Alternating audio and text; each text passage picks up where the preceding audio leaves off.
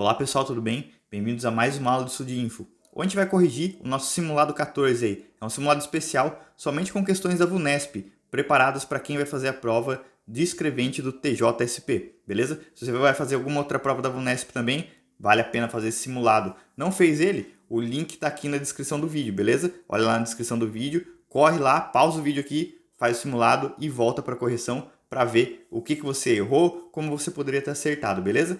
Esse simulado é mais um dos simulados que eu coloco todos os dias para a gente no nosso grupo do WhatsApp, beleza? Então você quer fazer esses simulados antes da correção, né? Quer fazer ele durante o dia aí? Eu sempre solto ele na parte da manhã, lá nos nossos grupos do WhatsApp e do Telegram. Você não faz parte dos grupos? Os links estão aqui na descrição do vídeo, beleza? Então vai lá, corre e faz parte do grupo, que você também faz parte daí do nosso ranking, beleza? Quem está dentro do grupo lá, eu classifico as melhores notas e mando para a galera lá para conferir como você ficou com relação aos outros participantes aí, beleza? Então participa do nosso grupo, se não fez o simulado, dá o pause, vai lá fazer o simulado, volta aqui depois e vamos lá para a nossa correção agora.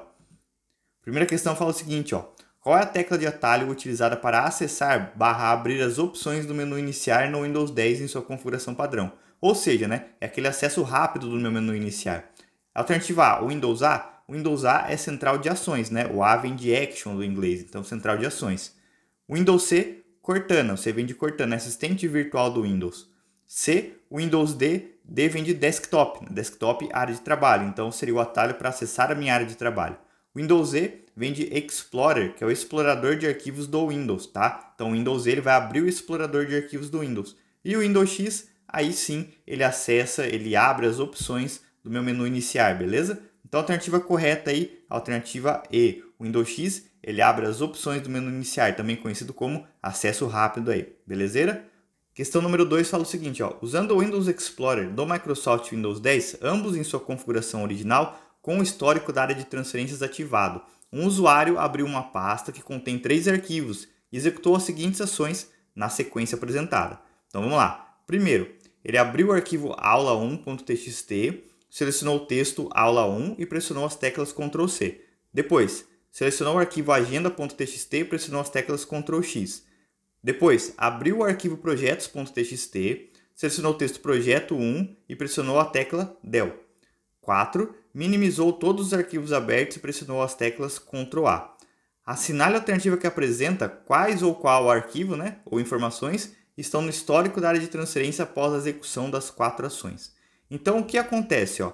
Quando a gente ativa essa área de transferências, né, quando a gente coloca ela no nosso Windows 10, ela funciona da mesma maneira como uma área de transferência no nosso smartphone, beleza? Então ela vai trabalhar com conteúdos, tá? Não com arquivos, beleza? Então, por exemplo, o texto eu consigo selecionar lá, ele ainda mantém do padrão que ele tá, beleza? Então vamos lá, ó. Primeira opção, aula1.txt, deixa eu pegar aqui a minha canetinha, tá?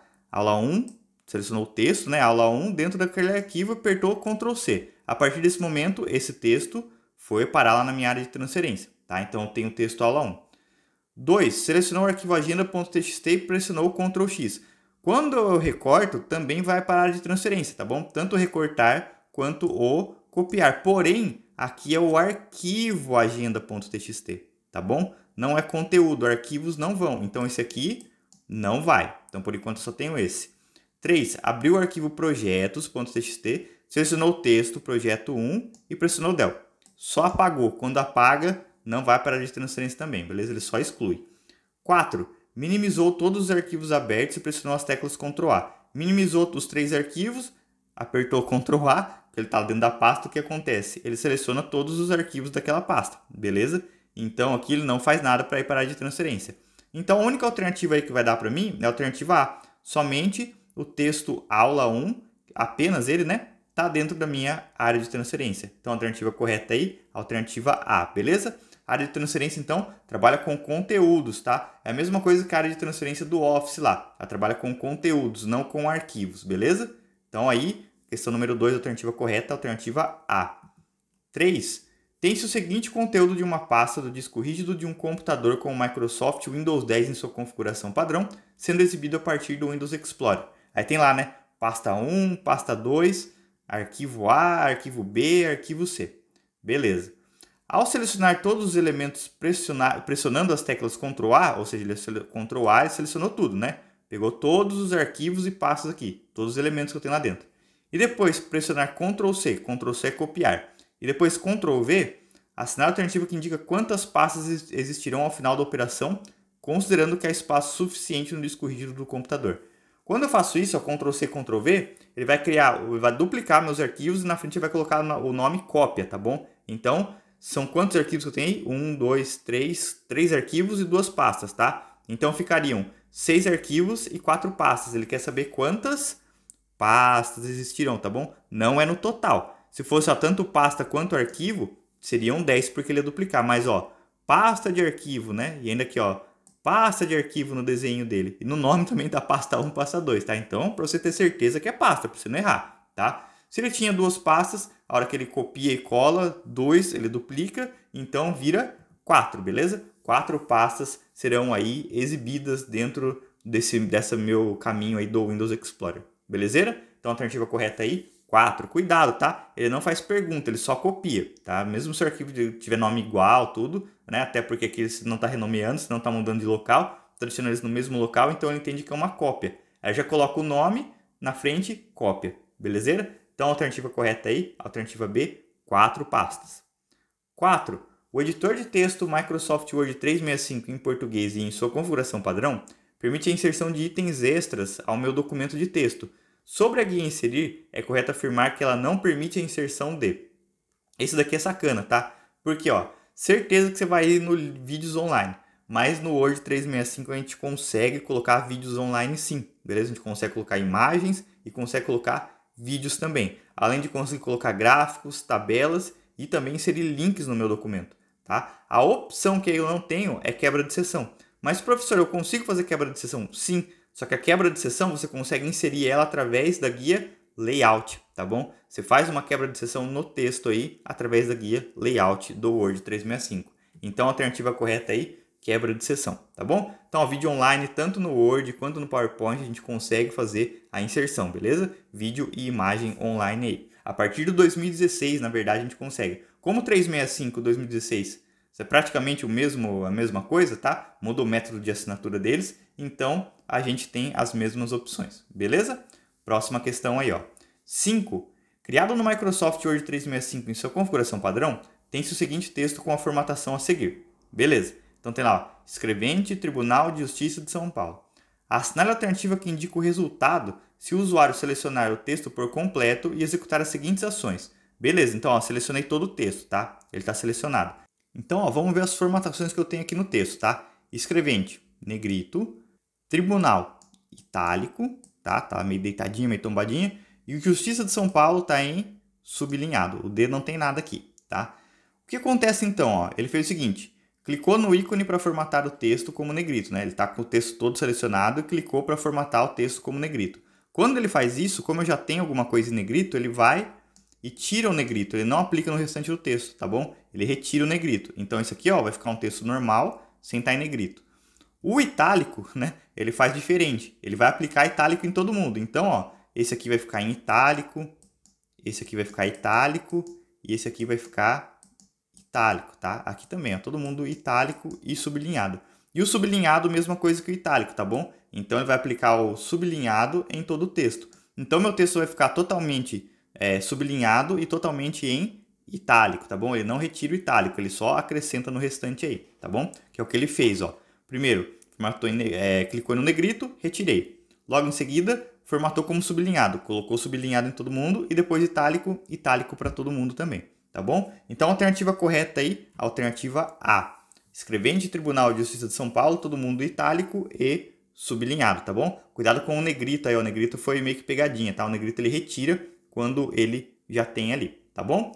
Então, a alternativa correta aí, alternativa A. Próxima questão fala o seguinte, ó. Usando o Microsoft Word 365 em sua configuração original, um usuário criou e imprimiu um documento de 10 páginas, contendo um rodapé com a numeração das páginas. No entanto, após a impressão, o usuário notou um erro e teve que alterar um conteúdo nas páginas 4, 5, 6 e 10. Depois de serem feitas as correções, o usuário precisou imprimir novamente o documento. Assinale a alternativa que indica o conteúdo a ser informado no campo Páginas, destacado a seguir na janela Imprimir, para imprimir as páginas que foram alteradas. Ou seja, ele alterou as páginas 4, né?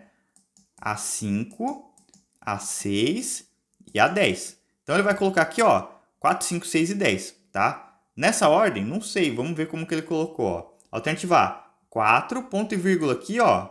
Tanto o ponto e vírgula quanto o vírgula, eles funcionam como um E, tá bom? Então, ele pegou a página 4, beleza, aqui tá ok, né? A 5, beleza também. A 6, opa, eu acho que aqui tá ok, hein? Só que ele fez um tracinho 10. Quando ele pega o tracinho 10, esse tracinho significa até. Lembra lá do Excel? Ele é quase a mesma coisa que o 2 pontos, né? Então é até. Então ele vai pegar a página 4, 5 e da 6 até a 10. Então vai pegar 4, 5, 6, 7, 8, 9 e 10, tá bom? Não é isso que ele quer. Ele quer só 4, 5, 6 e 10. Então a A já não pode ser. Então vamos ver o resto aqui, ó. B, 4 até 6 e 10. 4 até 6, então 4, 5, 6 e 10. Pode ser que seja B.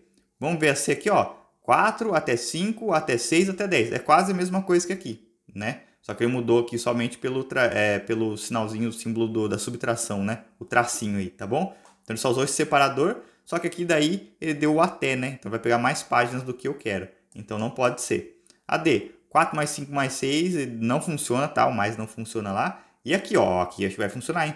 4 e o 5 e o 6 até o 10 de novo, tá bom? Mesma coisa que a alternativa A. Então a única alternativa aí que vai satisfazer é a alternativa B, tá bom? Esses são os separadores aí. O tracinho significa até, a vírgula e o ponto e vírgula significam e, uma e outra. E o tracinho é para intervalos, beleza? Alternativa correta, então, alternativa B.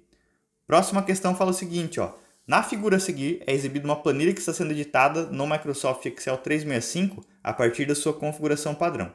O resultado da fórmula PROC-V2 de A28 até E33, 2, quando aplicado na célula B4 é... O que o PROC-V faz? O PROC-V procura na vertical. Então o PROC-V ele pergunta assim, ó, beleza, o que você quer saber? Ó? Eu quero procurar, eu falo para ele que eu quero procurar na vertical pelo número 2, tá? Tá, beleza, eu vou procurar pelo número 2. Aonde eu vou procurar? Então, a minha tabela de pesquisa, onde eu vou procurar? Vou procurar lá dentro de A28 até E33, beleza. E daí, a hora que eu achar esse valor número 2 que você está procurando, você quer que eu retorne o que para você? Ah, eu quero que retorne o valor correspondente a ele na minha coluna 2. Então, como que ficou aqui, ó? Meu intervalo de busca é de A28 até E33. É todo mundo, né? Aqui, ó, ele começa aqui em A28 e vai até o 33. Então, ó, ele fez toda a minha busca aí, ó, toda a minha tabela, ele vai buscar aqui dentro pelo valor que eu estou procurando lá, tá bom? E aí, a partir desse momento, essa aqui é o meu índice 1, esse aqui é o meu índice 2, esse aqui é o meu índice 3, esse é o meu índice 4, esse é o meu índice 5, tá? Que aqui, ó, o índice, o valor que ele quer que eu retorne, retorne, né? Retorne fica bom. Que eu retorne correspondente ao valor que está sendo pesquisado, que eu estou procurando, tá? Então, vamos lá, ó. Procura para mim, então, aí o número 2. Beleza, eu vou procurar o número 2. Aonde? Na tabela inteira. Tá bom. Vou achar ele aqui. A hora que eu achar, eu quero que retorne o 2, tá? A minha correspondência aqui dentro da coluna 2. Então, vai lá. Vamos procurar o número 2 aqui dentro dessa tabela. Número 2. E aqui, ó, que legal. Ó, no PROC-V, lembra que ele pode colocar falso ou verdadeiro no final? Quando ele coloca falso, ele está significando que eu estou procurando por aquele valor exato, tá? Se não tiver o número 2 aqui dentro, ele não vai me retornar nada.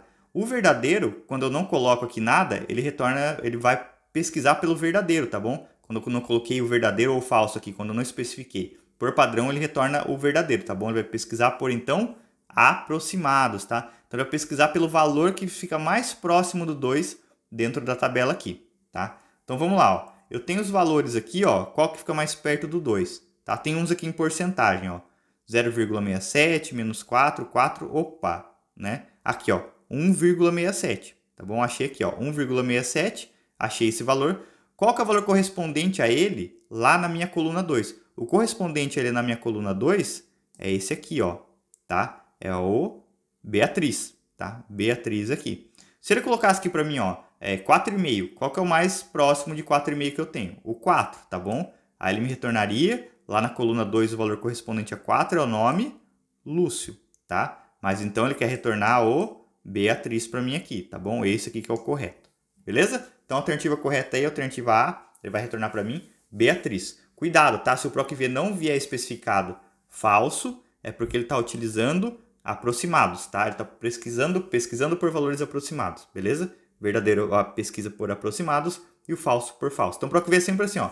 Estou procurando por algum valor dentro de uma tabela e a hora que você achar esse valor, retorna para mim o correspondente a ele na coluna tal. Aqui no caso, então, estou pesquisando pelo valor 2 dentro da tabela de pesquisa de A28 até E33. A hora que eu achar esse valor 2 aí, me retorna o valor correspondente a ele lá na coluna 2. Beleza? E o valor correspondente, então, ao 2, o mais próximo que eu tenho, é 1,67, tá bom?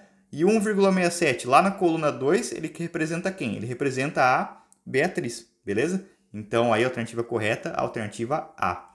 Próxima questão aí, ó. Observe a planilha a seguir, elaborada por meio do Excel 2016 em sua configuração padrão.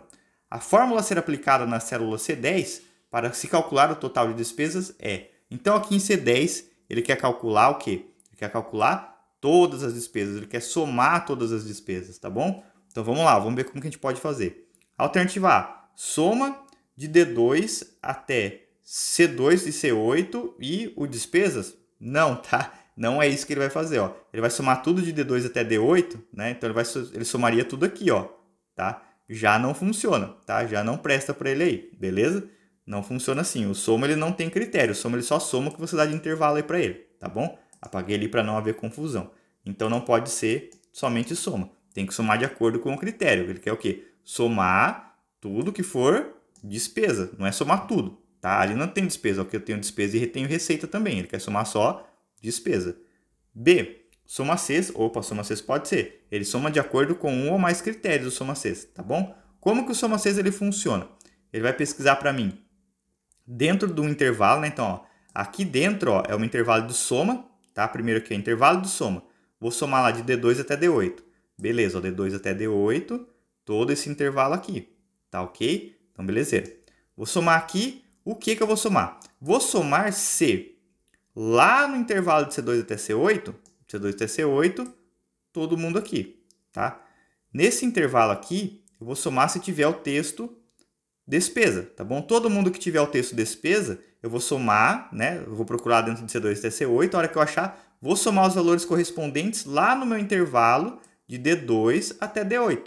Então, é isso que ele quer saber? É, tá? Vamos ver se funciona? Quem que é o correspondente aqui, ó, de despesa, né? Que a gente tem, ó, a gente tem 1, 2, 3 só despesa? Só, né? Então, coloca lá, ó, despesa, tá? 1, 2 e 3. Então, ele somaria os 50 mil aqui, né? Com o 20 mil e com o 35 mil, tá bom? Ele faz essa associação aí para fazer a soma. Já funcionaria. Então, pode ser a alternativa B. Vamos ver a alternativa C? Soma Cs, ó, de novo, né? Beleza, estou somando de acordo com um ou mais critérios. Vou somar esse intervalo aqui, né? Que eu já delimitei ali para vocês. O que eu tiver de valor correspondente a ele dentro de C2 até C8 que for receita. Não é isso que ele quer, né? Aqui a função está escrita certinho, só que na hora de tirar o 10 fez errado, porque ele está somando as receitas, ele quer somar as despesas, então não pode ser a alternativa C, apesar que a sintaxe dela escrita está totalmente correta. D. Soma C. De C2 até C8, vou somar então, de C2 até C8, vou somar os textos aqui? Não, já não dá, tá? Não é intervalo de soma, né? Daí vou pesquisar de D2 até D8 quem é despesa. É D2 até D8 quem é despesa, ele não vai achar porque não tem esse texto aqui dentro. Aqui dentro só tem valores, tá? Então não pode ser também. E E, soma de C2 até C8, não, tá? O soma ele vai somar tudo que eu colocar aqui dentro dele de intervalo, beleza? E aqui ele coloca ainda um texto, né? Aí pode ser que dê ruim para ele aí. Então, a alternativa correta aí, a alternativa B. Soma Cs de D2 até D8. Então, lá, esse é um intervalo de soma de D2 até D8, é onde eu tenho os números. Vou procurar lá de C2 até C8. Quem for o texto despesa, eu somo os valores correspondentes, tá bom? Se você não sabe, eu não falei para vocês, né? Mas se você não sabe nem o PROC-V da questão passada e nem o Soma Cs ou o Soma C, dá uma olhadinha aqui no nosso canal. Tem uma aulinha exclusiva sobre PROC-V, PROC-H, Soma C e Soma Cs com questões resolvidas, tá? De exemplo, para você aí memorizar bem como que faz e nunca mais errar, beleza? Próxima questão aí. Um texto estava sendo digitado dentro de uma célula do editor de planilha eletrônica Microsoft Excel 365 em português e em sua configuração padrão. Para que seja forçada a mudança para uma célula acima em um texto em edição, deve-se digitar o texto e a seguir pressionar uma tecla e com ela ainda pressionada, pressionar uma segunda tecla. Dessa forma, para forçar a mudança para uma célula acima, no Excel 365, deve-se pressionar a tecla. Uma acima é o Shift, né? Teclinha para cima é o Shift, ele é para cima, é aquela que escreve maiúsculo, e o Enter, tá? Quando a gente aperta Shift e Enter, ele vai para acima. Quando eu aperto somente Enter, ele vai para de baixo, tá bom? Tab, ele vai para minha célula da direita, beleza? Então essas são as opções que eu tenho de movimentação de célula aí dentro, tá? Alternativa correta então, alternativa E, Shift seguido de Enter. Próxima questão aí, ó. Uma mensagem de correio eletrônico foi enviada e recebida com sucesso, tendo os campos preenchidos como se segue, onde cada nome representa um endereço de e-mail válido. Então tem lá, ó, veio da Karina, foi para o João, com cópia para o Mário e para o Ronaldo, com cópia oculta para a Beatriz e para o Jorge. Assunto, arquivos solicitados. João, ao receber o e-mail, observou nos campos utilizados para remetentes apenas os seguintes nomes, né? Aqui você vai ver, nossa, né, para remetente aqui foi o Mário, foi o Ronaldo. Não, remetente é quem enviou a mensagem para ele, não para quem mais foi, tá bom? Esse aqui é para quem foi, ó. Ele conseguiria ver o Mário e o Ronaldo, tá? E daí, ó, ele não conseguiria ver nem Beatriz, nem Jorge, porque foi com cópia oculta para eles, tá bom? Ele não conseguiria visualizar. Mas aqui, ó, ele visualizou tanto Karina, quanto o Mário, quanto o Ronaldo. Mas quem que é o remetente? Quem que enviou a mensagem para ele? Quem que enviou a mensagem foi Karina. Então, a alternativa correta aí, alternativa E, Karina, tá bom? Cuidado, ó, somente para remetente. Se ele fala assim, ó, quem ele conseguiu ver, quais e-mails que ele conseguiu visualizar. Aí ele conseguiria visualizar que foi para Mário, para o Ronaldo, além dele, tá bom? Mas aqui não, né? Veio de quem veio, remetente. Cuidado aí, né? Na hora da prova, ela está tão na loucura que você lembra do com cópia oculta, para quem que vai aparecer, quem não vai, que você não lê que é o remetente, tá bom? Apenas o remetente, Karina. Próxima questão aí fala o seguinte, ó. Considere a URL a seguir: https://avr.ifsp.edu.br 8080/moodle/login.php. É correto afirmar que, né, uma URL bem legal, ó, que ela faz o quê? Uso do protocolo HTTPS, navegação segura, dentro do subdomínio AVR, dentro do domínio IFSP, EduBR, né, EduBR, da educação do Brasil, né? Ele vai redirecionar, então, esse acesso para minha porta 80, tá? Que por padrão aqui no HTTPS ele usaria 443, né? Mas ele está redirecionando lá para a porta 80. Então, quando eu acessar esse endereço, vai lá para minha porta 80. Dentro lá da minha pasta do Moodle, da minha página do Moodle, da minha subpágina do Moodle, o arquivo você vai abrir é o login.php. Ó, uma URL completinha, tá bom? Então vamos ver lá, alternativa A. O protocolo utilizado não oferece a possibilidade de se adicionar uma camada de segurança TSL ou SSL? Não, tá? HTTPS é justamente isso. É uma navegação segura. Ele faz o quê? Ele faz o incremento dentro do HTTP de camadas de segurança como TSL ou SSL, tá bom? B. O trecho 2.8080 aponta a porta a ser direcionada à navegação. Beleza, tá? Porque por padrão, se eu utilizar o protocolo HTTPS é 443, mas aqui, ó, você vai utilizar uma conexão segura, mas lá na minha porta 8080. Posso fazer essa delimitação dentro de uma URL? Posso, sem problema nenhum. Então a B aí tá ok. Vamos ver as outras? C. A URL não é válida, pois há argumentos excessivos. Não, tá certinho ela aí. D. A pasta login.php será acessada utilizando uma conexão segura através do protocolo HTTPS. Não é a pasta, né? É o arquivo login.php, beleza? E. A identificação .edu.br tem por fim mostrar que o site é de uma instituição pública de educação situada no Brasil. Não só instituição pública, tá? Qualquer instituição de educação aí de terceiro grau pode ter o seu domínio .edu.br, beleza? Não precisa ser pública, tá bom? Pode ser particular aí sem problema nenhum. Então a alternativa correta é a única que vai satisfazer, a alternativa B. Próxima questão aí. Um usuário fez 2 pesquisas no site Google, em sua configuração padrão, usando os seguintes termos respectivamente. Colocou lá, menos escrevente espaço TJSP e entre aspas duplas escrevente espaço TJSP. Assinale a alternativa correta com relação aos termos pesquisados e resultados obtidos. Alternativa A. As 2 pesquisas têm o mesmo efeito? Não, né? Elas não têm. Serão eliminados resultados com a palavra escrevente apenas em ambas? Não, tá? Não tem o mesmo efeito, né? Aqui, ó, o que ele vai fazer? Aqui ele está excluindo a palavra escrevente, né? Ele colocou menos, então não quero saber do que tem escrevente, mas eu quero que você me retorne tudo que tiver TJSP, tá bom? E aqui, ó, eu quero que exatamente dentro do meu texto, dentro da minha página, esteja escrito dessa maneira aqui, ó, escrevente, espaço TJSP, tá bom? Tem que ser esse texto exato, tá? Restritivo dessa maneira. Pesquisa exata entre aspas duplas. Coloco menos, eu estou excluindo uma palavra só, a palavra que vem depois, tá bom? B. Na primeira pesquisa, serão eliminados os resultados com a palavra escrevente. Beleza. E na segunda pesquisa, o termo exato, escrevente TJSP, será buscado. Fechou, pode ser. C. Na primeira pesquisa, serão eliminados os resultados com a palavra escrevente. Beleza. E TJ... Não, tá? É só a primeira. E a outra, nenhuma palavra será eliminada. Tá, ele não colocou nenhuma exclusão, tá? Beleza, mas ali na C, é só o escrevente que vai embora. D. Na primeira pesquisa, haverá uma busca exata pelo termo escrevente? Não, tá? É na segunda.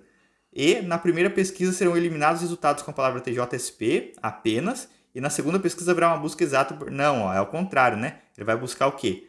Ele vai eliminar somente o escrevente, não o TJSP. Beleza? Alternativa correta, então, alternativa B. Primeira pesquisa vai ser eliminado resultados com a palavra escrevente. E na segunda pesquisa o termo exato escrevente, TJSP, será buscado. Beleza? Você não sabe quais são os termos de busca no Google? Dá uma olhadinha aqui no canal, tem uma aula somente com os termos, tem vários aí que a gente pode utilizar, beleza? Aspas duplas e o menos aí são os que mais aparecem em questões de concurso.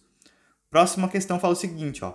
Um usuário do Teams deseja discutir com 2 colegas de trabalho a solução de um problema urgente e sigiloso. Para tanto, utilizou de um método de canal de comunicação, onde se pode selecionar membros específicos da equipe para participarem, sem necessidade de criar uma nova equipe no Teams. Esse canal de comunicação é conhecido como canal particular? Não, tá? Canal sigiloso? Também não. Canal privado? Canal privado eu tenho essa opção. O compartilhado também tem essa opção. E o padrão também tenho, tá bom? Mas qual deles que é aí? É o privado, tá bom? Privado é um canal onde eu posso escolher membros da mesma equipe para participar dele, tá bom? Não todo mundo. Selecionar, por exemplo, ó, minha equipe e a minha instituição inteira. Mas eu quero somente aqui, ó, vou ter que criar um canal e vou colocar somente a galera do RH aqui que eu estou trabalhando com pagamento. É interessante todo mundo ficar sabendo o que o outro recebe, o que ele tem de falta, o que ele tem de atestado lá? Não, então a gente faz o canal ali privado, tá bom? Alternativa correta, então, alternativa C. São esses 3 tipos, tá, que eu tenho de canais no Teams. Privado, compartilhado e padrão. Próxima questão aí, ó. Com relação ao OneDrive, analise as afirmativas abaixo. Primeiro, o OneDrive é um serviço de armazenamento de arquivos em nuvem. Fechou, tá? Deixa eu colocar aqui, né, pra gente não ir se engambelando. Fechou. Verdadeiro. 2. Se você salvar os seus arquivos no OneDrive e após isso formatar seu computador, você perderá esses arquivos, pois não conseguirá acessar o OneDrive em outro computador. Se é armazenamento em nuvem, consigo acessar aonde eu quiser, tá bom? E em onde eu estiver, beleza? Então aí essa alternativa tá errada. 3. Ó, o OneDrive não fornece suporte a arquivos do pacote Office, como textos do Word, planilhas do Excel e apresentações do PowerPoint, não sendo possível a leitura desses arquivos de maneira online. A gente pode ler sim eles de maneira online sem problema nenhum e ele fornece suporte a esses arquivos. Então essa daqui está errada também, beleza? O OneDrive ele faz parte aí do nosso pacote, tá bom? Quando a gente pega aí, por exemplo, o Office 365, a gente já tem uma parte do OneDrive ali dele, beleza? E o OneDrive por si, ele dá suporte a esses arquivos também. Então a alternativa aí, a única que está correta é a alternativa 1. Então a letra I, letra C. Apenas a alternativa 1 está correta. Beleza? Essas foram as 14 questões aí que eu trouxe para vocês, né, baseadas aí em questões da VUNESP. São todas questões inéditas, então se você não deve ter visto, você deve ter visto talvez alguma um pouquinho parecida, mas eu mudei um pouco o enunciado aí, para ver se você estava atento, né? Para ver se você não foi lá na prova anterior, pegou o gabarito e só respondeu aqui, tá bom? Então, ó, se você não faz parte do nosso grupo do WhatsApp ou do Telegram, o link está aqui na descrição. Quer fazer o simulado de novo? O link dele também está aqui na descrição do vídeo, tá bom? Gostou do conteúdo? Quer pedir algum outro simulado? Quer pedir alguma outra aula? Deixa nos comentários se você gostou, se você tem alguma sugestão. Deixa o joinha aí também, compartilha com seus amigos, se inscreve no nosso canal que ajuda bastante e vejo você na nossa próxima aula. Bora gabaritar a informática!